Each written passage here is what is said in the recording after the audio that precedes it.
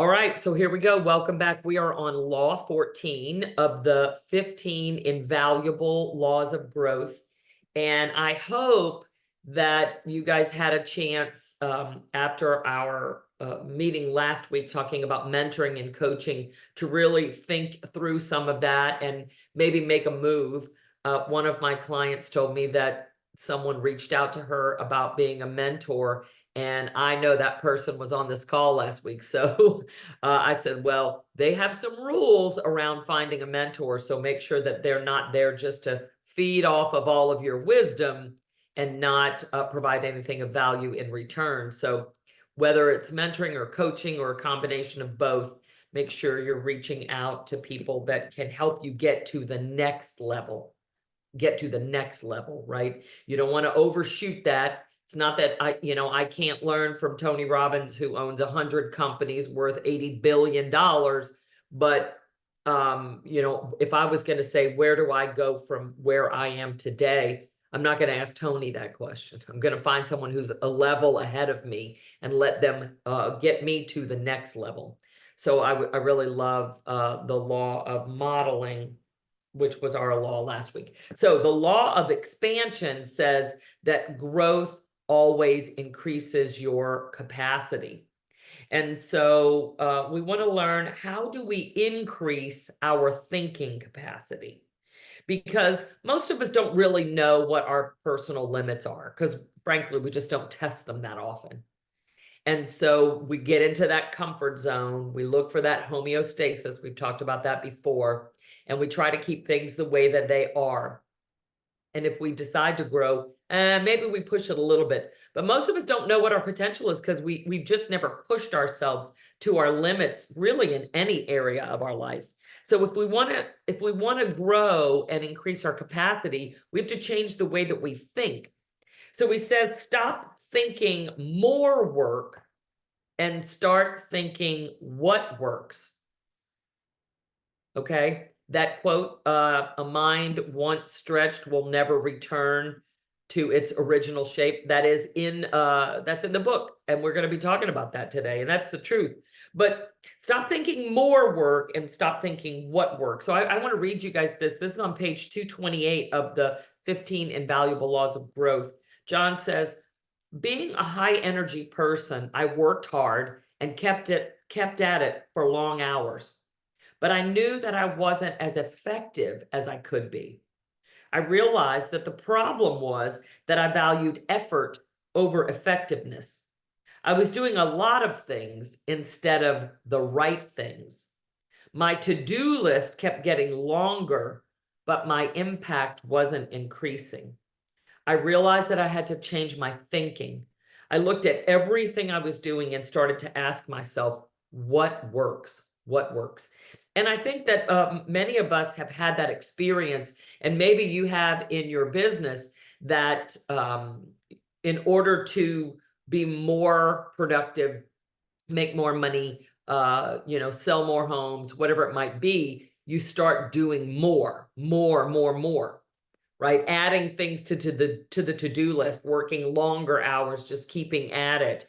And it can start to feel like you're just spinning your wheels instead of stopping frequently to say, wait, is what I'm doing even working, right? Does this even work for me? And so I think it's important that you ask yourself these questions and really think for a moment about how you would answer these questions. And the first one is, what am I required to do? What am I required to do? So just think for a moment about what are the things in your work that you have to do, meaning you can't leverage these out to someone else. There are things that only you can do. Now, you know what those things are in real estate, right? It's lead generation. It's negotiating offers, right? It's going on buyer and seller listing appointments. Those are the things that you're required to do, right? And the second question I want you to ask is, what gives you the greatest return? What gives you the greatest return?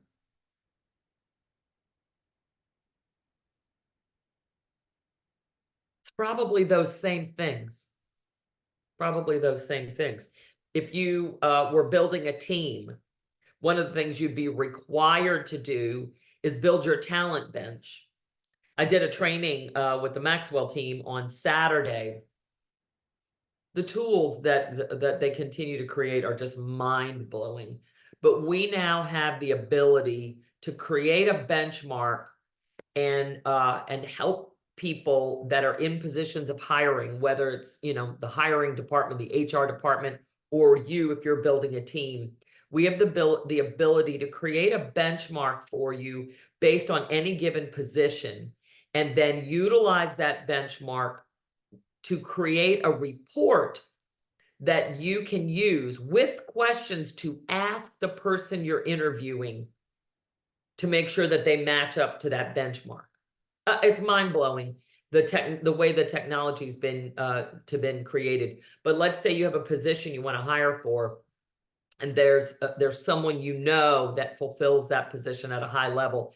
They can answer a few short questions, and those questions will create the benchmark report, which will then give you what you're looking for and the questions to ask anyone you're interviewing for that position to find out if they're a good match. It's pretty phenomenal stuff. But if you're building a team, that's one of the things you're required to do, is build your talent bench, right? What gives you the greatest return in terms of that? Probably having more conversations with people that may want to join your team or your brokerage. And then what gives you the greatest reward? What are the things that give you the greatest reward? And when you stay focused on that, you can sort of look at your daily activities and use them to measure against what you're required to do, what gives you the greatest return, and what gives you the greatest reward. And if the majority of the activities you're doing throughout the day don't match up with the answers to those 3 questions, you probably should stop doing them or find someone else to do them. So we get caught up in these long to-do lists, these laundry lists of things that we think we need to do. Some people, and I myself have been guilty of this, if you're a very competitive person, you may find yourself with a long to-do list. And so maybe Monday morning comes and you're ready to start the week. You look at that to-do list for the week, and it feels like I need to get all these little tasks done and off my to-do list so I can really focus on the big ones. And if you're a competitive person like I am, it feels like check, check, check, check, check. I'm checking all these little things off so that I can really have some energy to focus on the big stuff. Am I the only one that's ever done that? Okay, I don't see any other hands up. So you lie about other stuff too, I guess.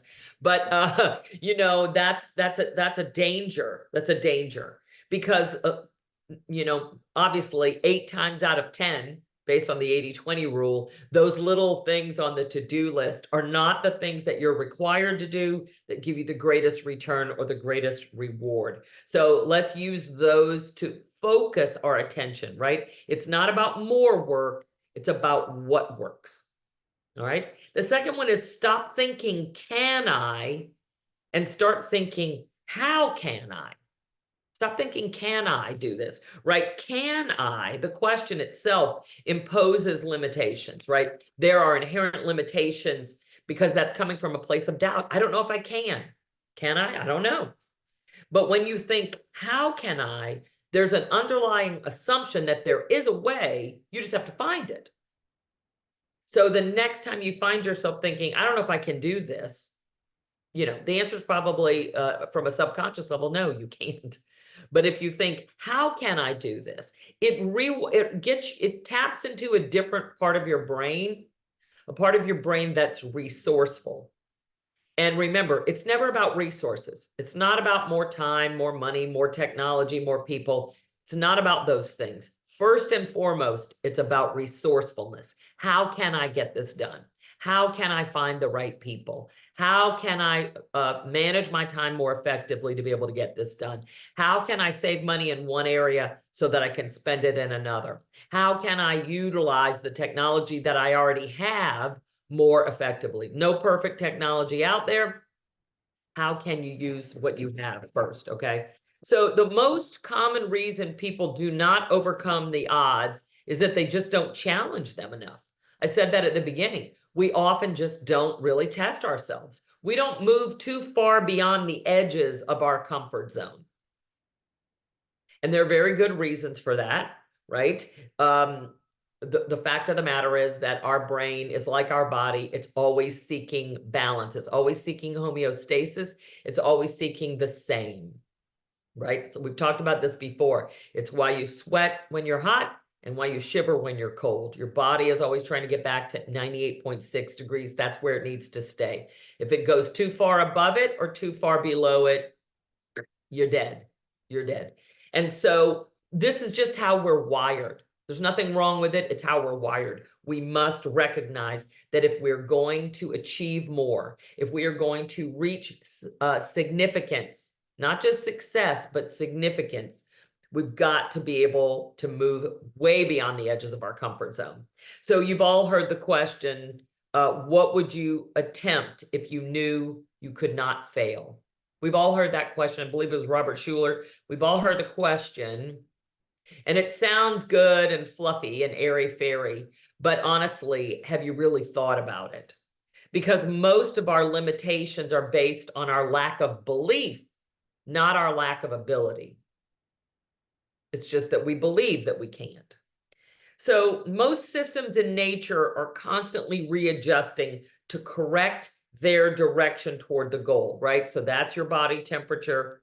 Think of a flower or a plant. It's always growing up and looking for the sun. It's always course correcting. You know this, that when an airplane flies from New York to LA, it's always off by some measure. It's always course correcting, but most of the time, it's going to land in LA if that's what its direction is, because it's course correcting. So we don't want to confuse the need to correct our course with failure. That would be a mistake, right? You can't bake a cake without making a mess in the kitchen. It's just not possible. So you got to understand that we're going to make a mess. Can we use our failure to find the edge of our capacity? So I'm going to invite you just for a moment to think about the last thing that you attempted, that you flubbed it. You messed up. You didn't reach the mark. You didn't hit your goal. You didn't get the deal. You didn't hire the person in time. They went somewhere else. You screwed up with your spouse, like whatever it might be. Think of the last thing you flubbed, right? The last thing you failed at. And ask yourself in this moment, how could I utilize that failure to go beyond the edge of my current capacity? How could I do that? Right? I could think like of 4 examples in my head right now of things that I attempted and I screwed them up. Whether it's a conversation with my spouse, one of my kids, or my mother, for goodness sake, or whether it's something in business. And I can think about how that could help me find the edge of my capacity. I've talked to you guys about this before. For me in business, it's not about communication. That I can do. It's not about teaching. I can do that as well. My biggest challenge, my failing, is marketing myself. Funny because I can help my clients market themselves, but for some reason I have not done the job that I know I should be doing for myself. So even if thinking about this, right, we talked about this when we first got on this morning, but by the end of anything, especially something that is this length of time. I mean, 15 weeks is a long time to ask people to show up. Now, obviously, you guys didn't pay for this, so of course people are going to come and go. That makes sense. I understand that. This is marketing for me, right? What I'm doing right now. Yes, obviously, I'm coming from contribution. I don't need to do this. I want to provide this for you guys. But let's face it, between us squirrel friends here, this is how I market myself. Like, I'm not going to probably run Google ads I'm not even on Facebook. I can't do Facebook ads. You know, there are things that I'm not going to do, but this is how I market myself, right? I show up, I add value. Hopefully some of you go, wow, I'd love to work with her. And maybe, you know, you take it to the next level. You either sign up for a group coaching program or, you know, you connect with me for one-on-one coaching. But if I was marketing myself correctly, I would have said, you know, chances are by week 13 or 14, these people are going to fall off. So if I'm going to market a program that's a pay program, I should probably do that by week like 9 or 10. Because after that, they're going to start fading out. They're going to start fizzling out. Even if it was a paid program, some of you would be gone already. But I didn't do that. That was a failure on my part, because now, you know, next week is when I'm going to really have made a decision on what the pay program for the summer will look like. And there'll be probably the 2 or 3 of y'all that are here today. See, that's a failure. So how can I use that to find the edge of my capacity? So that's my project for this week, to really think into, what do I need to do differently? More importantly, how do I need to think differently, right? Because there must be something there that's preventing me from being more assertive and asking for business, being more assertive and putting out, you know, some of those things. Does that make sense? I'm just being vulnerable. I'm falling on the sword here so you guys can see. This is how it works. This is how we grow. So you better bet, whether it's the Purpose-Driven Life or my next John Maxwell book, I won't make that mistake again. I have to think, if I'm adding enough value that a few people are showing up for 15 weeks in a row for 45 minutes of me flapping my gums, then surely there's enough value there for some other people to say, you know what, I would sign up for a 12-week program. Or I would, you know, contact Angie about coaching if I'm looking for a coach. So that's I got to think, where's my thinking? Where's my thinking limited about it? And then what are the actions that I'm doing? And how can I make those adjustments? Is that helpful? Can you guys see how you do? We all do it, right? So that's why you know, let's be real. If you want to master something, teach it. You know, I think I mentioned to you guys, I've taught this book now about 6 times. I'll keep doing it every couple of years, because I'm not the same person when I do it again. So I'm not just hoping to help you guys grow. I'm growing as a result of this. Okay. So I would encourage you this week to think about, you know, what is something that you've failed at? And I want to reclaim that word. I want to reclaim the word, because we all know it. I'm watching my granddaughter. She's going to be a year old in a few weeks. She doesn't seem to have any interest in crawling, standing, or walking. She's just perfectly content to sit on her little fat hiney and let the world revolve around her.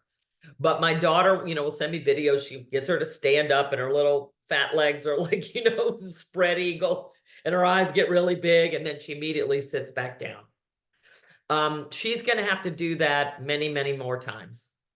She's going to have to do that. That's the only way. She's going to fail miserably at the process of walking until she walks. And then she'll fail miserably at the process of running until she runs, right? And so on and so on. So I really want you guys to think about, how can I use my failure to find the edge of my capacity, and then expand beyond it, right? Yeah, Eric said we teach best what we most need to learn. And what I want to learn most in my life is growth. So I'll always continue to focus on this, on growing, okay, on growing. So you can't, just remember, you can't bake a cake without making a mess in the kitchen. So John says in the book that experts, you know, say that we only use about 10% of our potential. That means there's 90% of us that's untapped. So, you know, that's going to be the challenge, is can we tap into at least some of that, So the next one is stop thinking one door and start thinking many doors, right? There's always options. There's always options. Tony says it this way: if you only have one choice, you don't have a choice. If you have 2 choices, that's a dilemma. But if you have 3 or more, Now you got choices. Those are options. And, honestly, at the end of the day, isn't that what wealth even is? Isn't wealth just options? You can choose, where you want to live and how you want to spend your time and who you want to hang out with and where you want to vacation and what kind of car you want to drive and what food you might want to eat, right? That's what wealth truly is having an abundance of options. Having an abundance of options. So there's always more than one way to do something successfully. So are you exploring some of those options?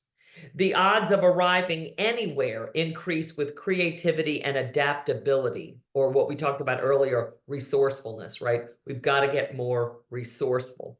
Movement with intentionality creates possibilities, right? We've got to move with intentionality. We're not just throwing a bunch of spaghetti at the wall to see what sticks. And most of you are in the real estate business have heard of or read or reread multiple times the Red Book, right? It's the Millionaire Real Estate Agent. It's the Bible of real estate. And even though the book has got quite a few years on it now, the concepts, the basic structure is still the same, right? Leads, listings, leverage. Like that's never going to change. Master your database. Those are the foundational core key principles. However, there are different ways to arrive there depending on your behavioral style, depending on your goals, depending on the outcome you're looking for, depending on how many people you know, depending on your expertise. There's a lot of ways you're going to be able to get there. That's part of, when I teach my business planning clinic, it's about helping people find a business that's based on relationships, because those are the most lucrative. Those are the safest, the most predictable, the most sustainable and scalable. But once we build the database, this is why I created my referral academy. Once we have that structure in place, then the agent knows which direction to go to achieve their goals. And if they need to meet new people, there's many options to do that.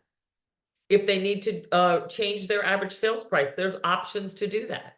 If they need to focus on their commission compensation model, there's options to do that. So there's different ways to get to the same place, but the foundational structure is the same. All right.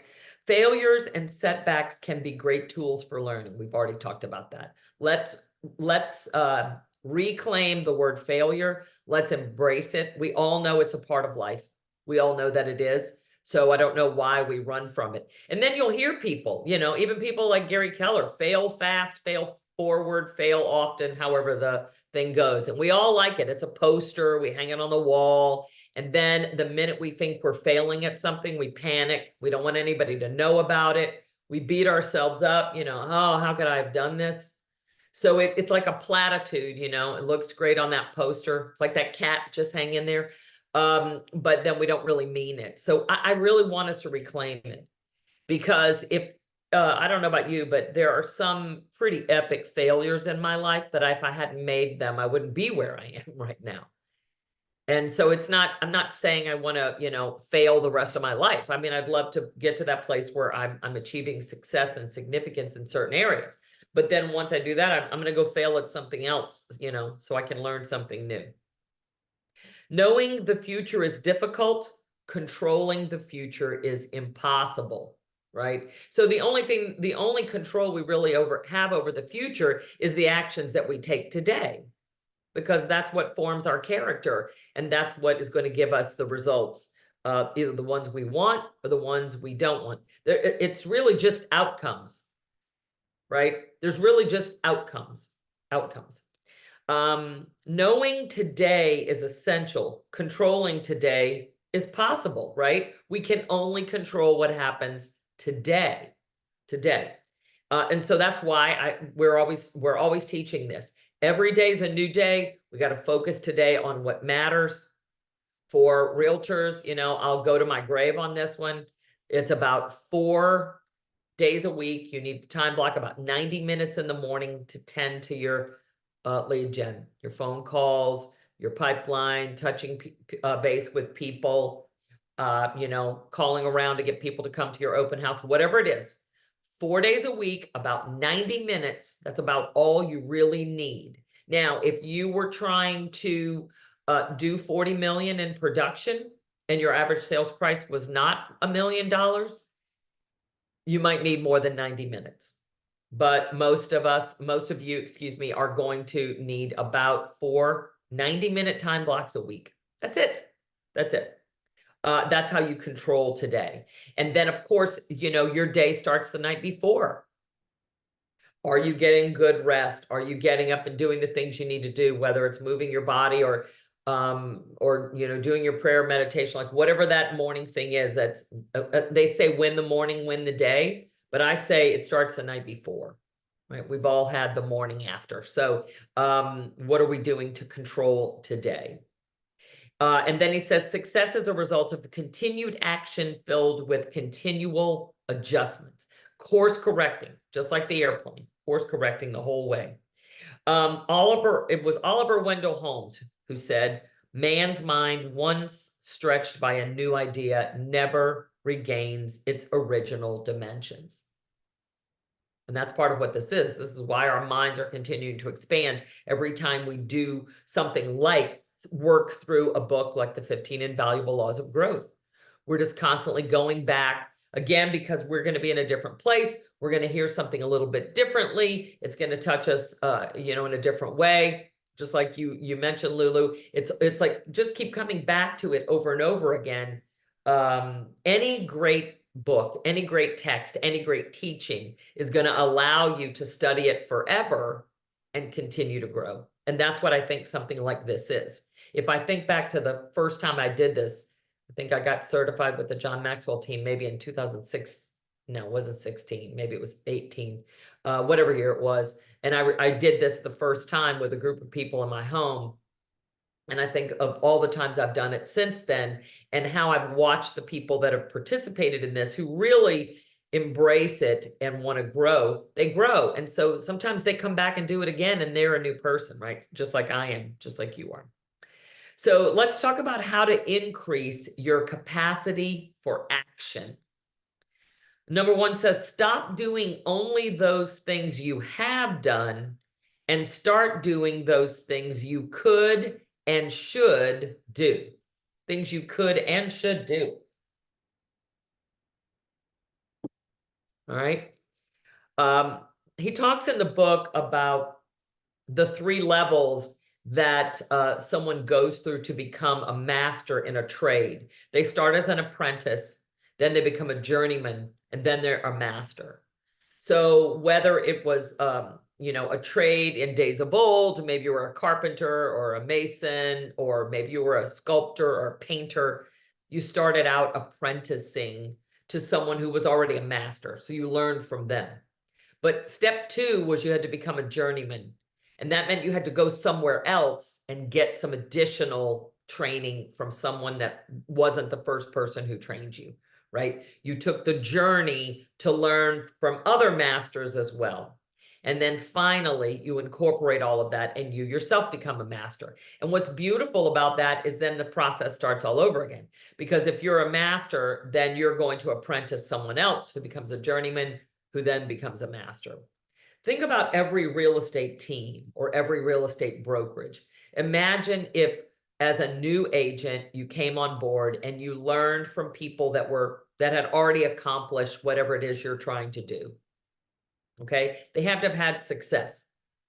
And then once that happened, you then moved up to the next level. And maybe you learn from other people, right? So maybe then you go to a conference or a convention where then you're learning from a different group of people. And then ultimately, when you've implemented those actions, right? When you start doing the things you could and should do, you become a master, and then you teach the next generation.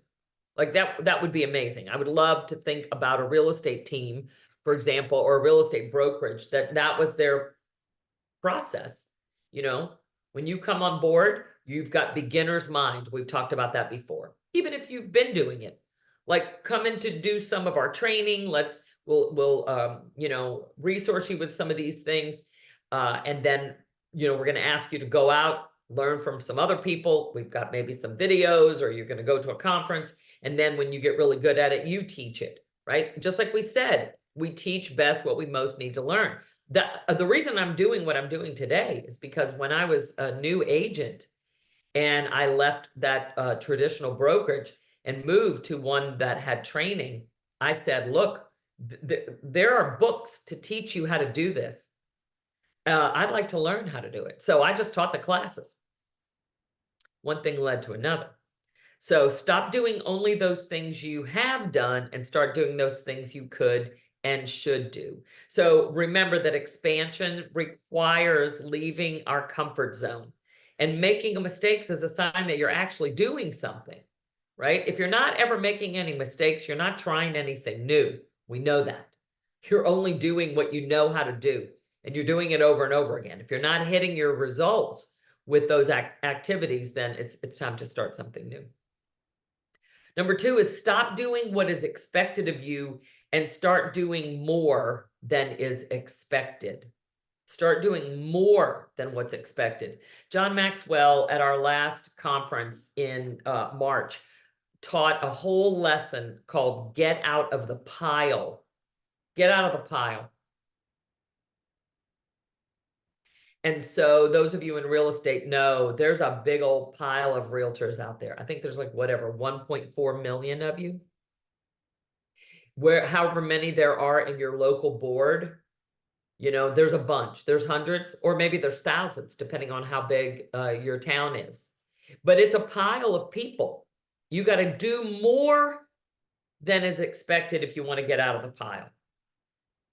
You got to do more than what's expected. And sometimes we don't, we don't know what our capacity is until we push beyond that and start over delivering. If you've seen the movie Facing the Giants, if you've seen the movie, it's a great movie. If you haven't seen the movie, you might have seen the scene called the death crawl. Is anybody familiar with the death crawl? If you haven't seen that, or if you haven't seen it in a while, just go to YouTube and type in Facing the Giants, the death crawl. And you will, you'll be inspired. It's about a 5-minute clip probably of what happens with this high school kid. He's the kid that has the most influence on the team, but he has the worst attitude. They're having a terrible season. And so the coach wants to make an example of him and show him that he's capable of far more than he understands, far more than he realizes. And so he puts this kid to the test in a very real and physical way. Every time I watch it, I still cry because it's so beautiful to see this kid think that I can't go on, I can't go on. And not only does he go on, he goes further than he could have even imagined. So that's how you get out of the pile. You got to deliver more than what is expected of you. And the only way you can do that is to push yourself beyond your limits and see what you're capable of. See what you're capable of. All right, number 3, stop doing important things occasionally and start doing the important things daily, right? That's how you make your life a masterpiece. Tony always says that, make your life a masterpiece. That's kind of his like sign off thing at most of the events. And how do you make your life a masterpiece? How do you do that? You got to focus on doing what really matters every single day. That's how you make your life a masterpiece. No one ever accidentally created a masterpiece. No one ever did that accidentally. They worked on it day by day by day. I want to read you this quote. This is one of my favorites. You've heard it, I'm sure. Maybe we've even talked about it in this series, but this is Henry David Thoreau. So I'm gonna read this slowly. I'm gonna break it down. I want you to really listen to this. Let it sink in. You might know it, but I want you to try to hear it with beginner's mind. If one advances confidently in the direction of his dreams and endeavors to live the life which he has imagined, he will meet with a success unexpected in common hours. He will pass an invisible boundary. New, universal, and more liberal laws will begin to establish themselves around and within him, and he will live with the license of a higher order of beings. So here's the most important part of this to me. He says, if one advances confidently in the direction of his dreams. So what does that mean? You're just taking a step every day in the direction of your dreams. That's all you have to do. Take a step in the direction of your dreams. Tomorrow, you take another step in the direction of your dreams. And the next day, another step. And then it says, and endeavors to live the life which he's imagined. That means endeavor is like a fancy word for try. You just got to try to live as though you've already achieved it. Dr. Wayne Dyer used to say, assume the feeling of the wish fulfilled, right?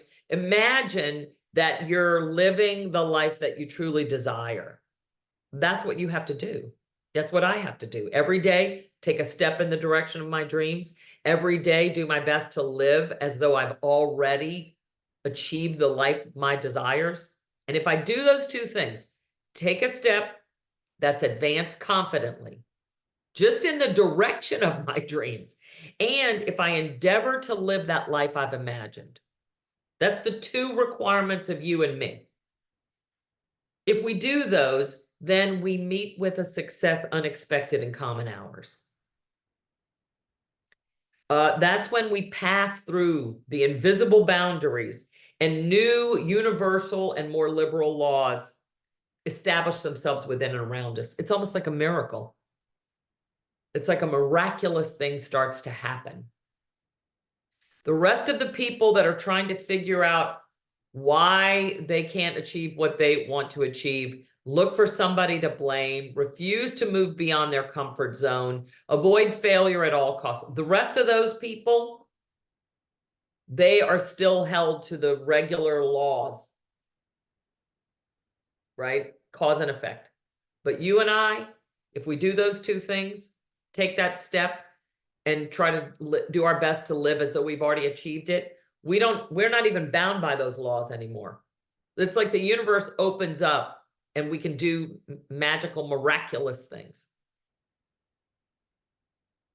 And then we begin to live with the license of a higher order of beings. You know what I'm saying? It's like ascension time here. So I love this quote by Thoreau, because at its surface, it sounds, again, it's something that looks good on a poster. Maybe it's too long for a t-shirt, but you know where I'm going with that. But the reality is it speaks a deeper truth that we often overlook. It's not just about sitting around and dreaming that something amazing will happen and then voila, it shows up. I mean, that was the real challenge with that movie and book, The Secret, that came out years ago. It was like, if you just sit on your sofa and think about a Maserati, it's going to show up in your driveway. That's not how it works. You've got to advance confidently in the direction of your, you got to take an action, and you got to do your best to live as though you've already achieved it. That's when the magic happens. That's when the magic happens.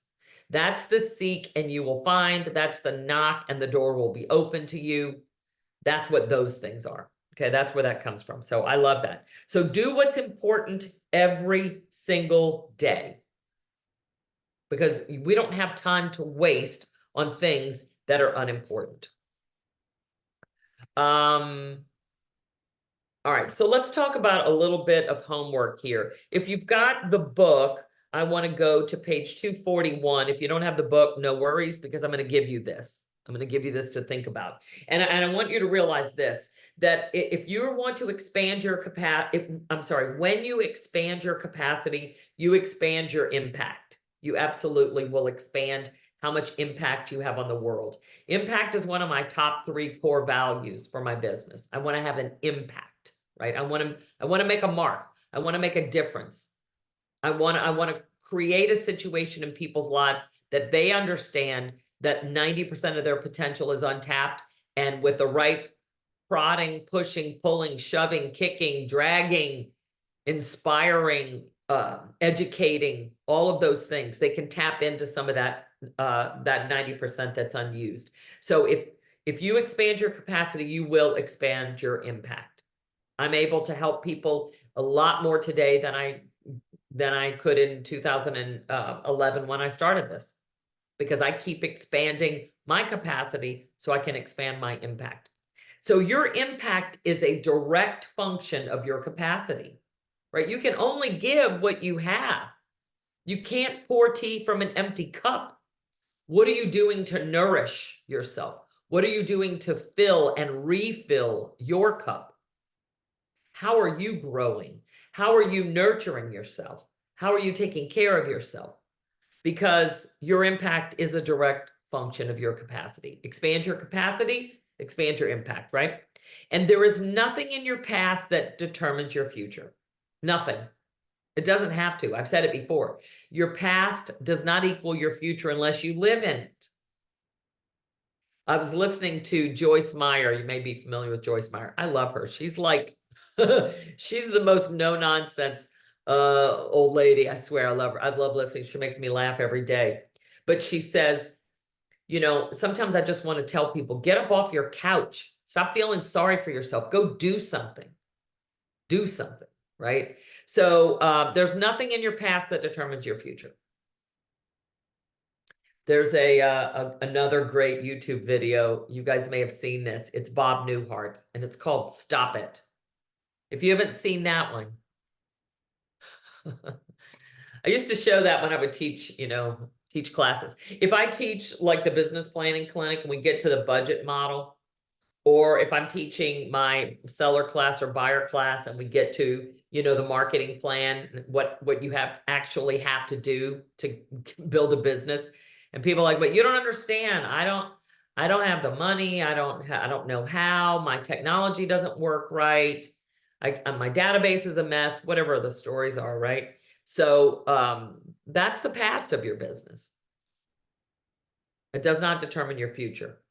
That's why by the way, if I go back to Referral Academy, I think I'm going to have to do that once a year, because people really get in there and dig into their database and think, oh my God, it's a huge mess. But over 12 weeks, those of you that have done it, in 12 weeks, now my database is beautiful. I just got to keep it that way. I just got to keep adding to it. But there's nothing in your past, your parents, your siblings, like whatever. There's nothing in your past that has to determine your future. You must grow your capacity. So if there's anything that you're still holding on to, well, in my family, we never, or we always, whatever, like it's time to let that stuff go. And then number 3, ask yourself where your impact is right now. And then ask yourself, where would you like your impact to be? So that difference is the current limit of your capacity. So what impact are you having right now? Where do you want it to be? The difference between the two is your gap. That's what you need to be focusing on to grow. That's the gap that's available to you, okay? So here's just some homework. I want you to ask yourself these 3 questions. Again, if you have the book, it is on page 241.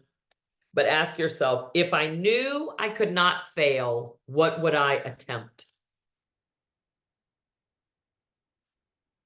If I knew I couldn't fail, what would I attempt?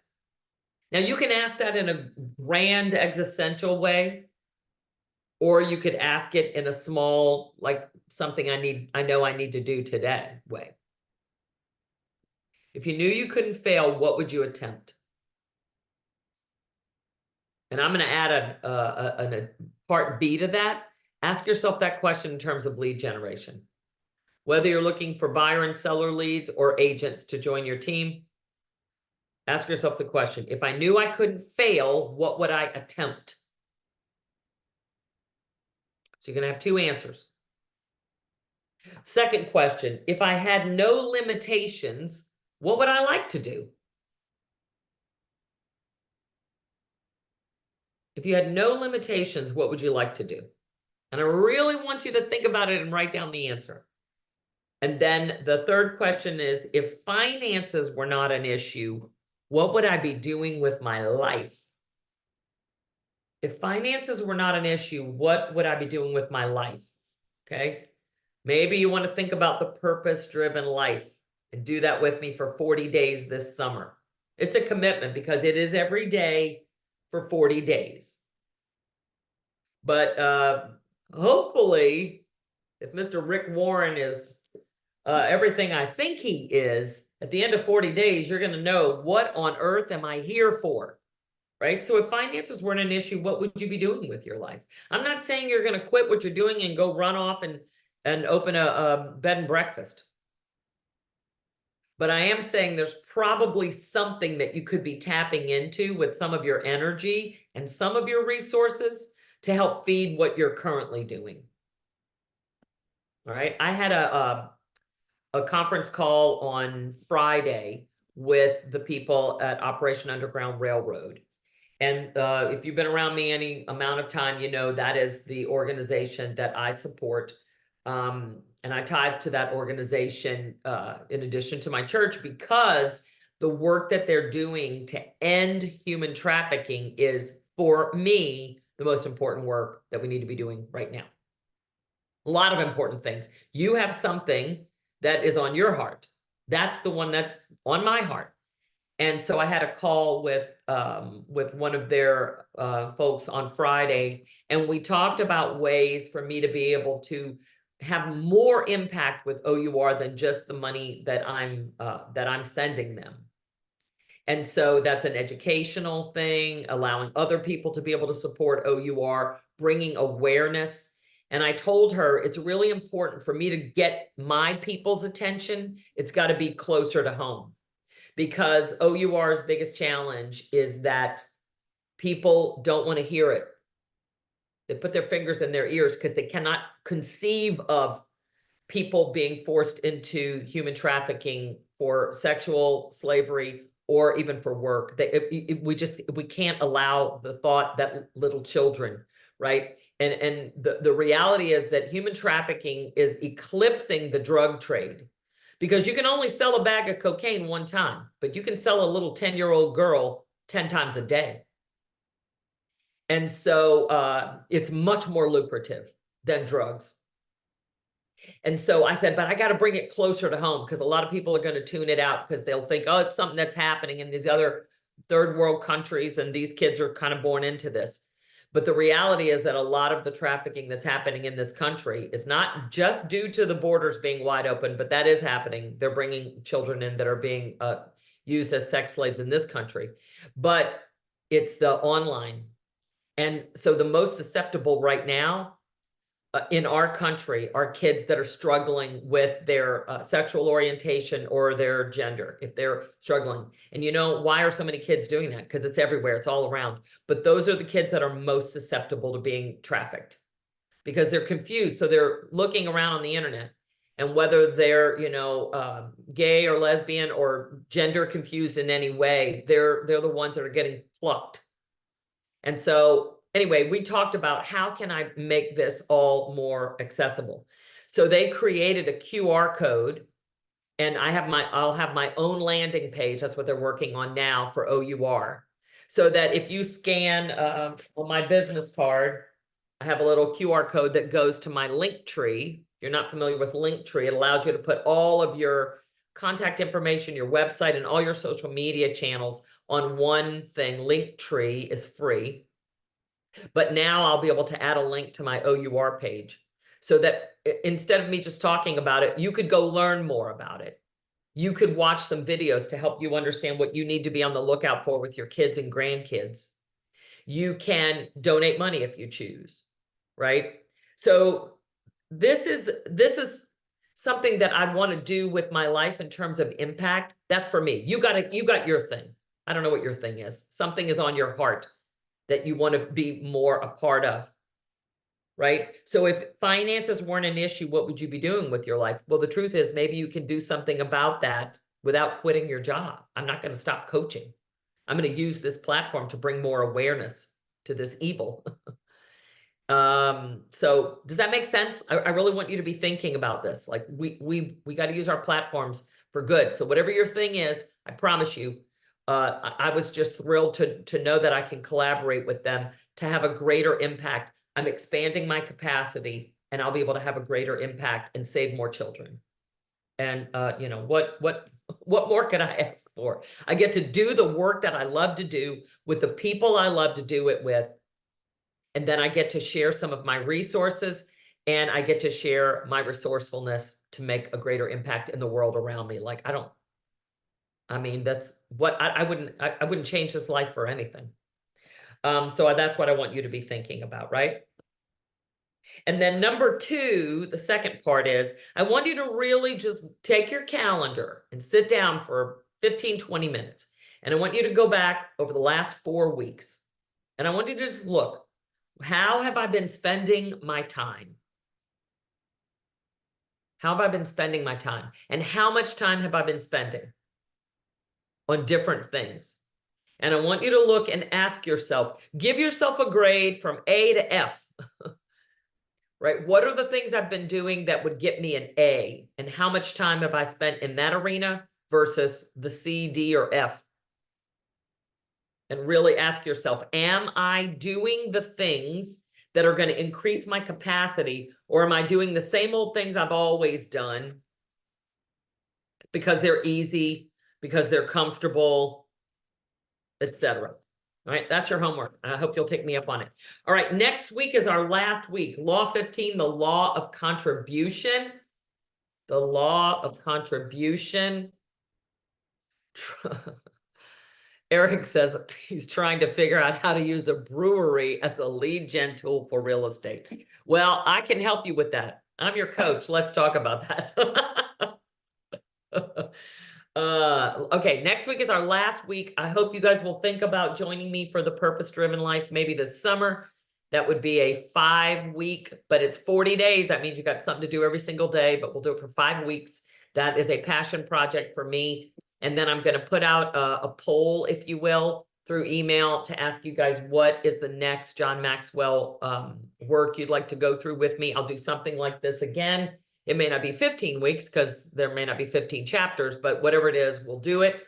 And I hope you'll join me on the next one. And if you are interested in speaking with me about coaching or thinking about any of my group programs, let me know. But I will see you guys for one more week next week. Have a great week.